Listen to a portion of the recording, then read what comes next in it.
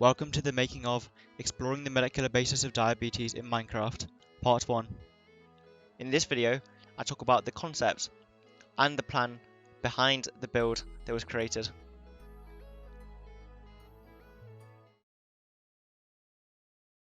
The concept of the build was to create something that would guide school students through the molecular basis of diabetes and help them to learn more about it.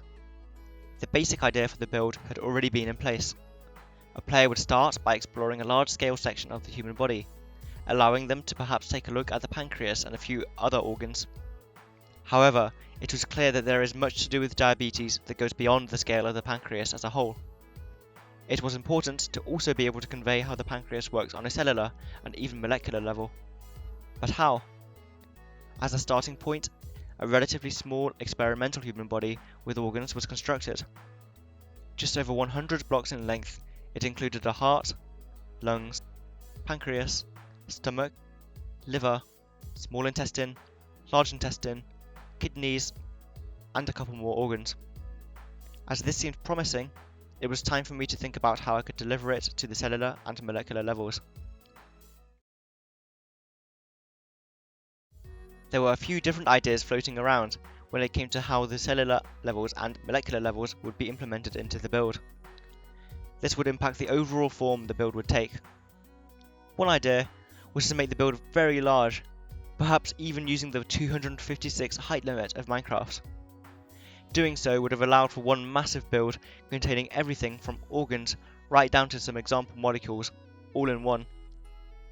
This was ruled out, however, as the previous human body build took quite a long time, and to scale it up to that degree would have been an extremely long process.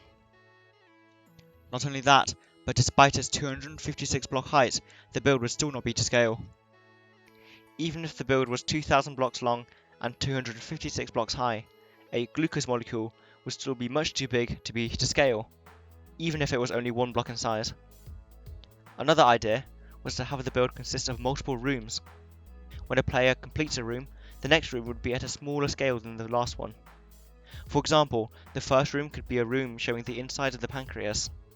Then at the end of the room, there'd be a door with the entrance to the next room, which might contain blocks that form the zoomed-in version of the pancreas, with some mini islets of Langerhans and acinar cells.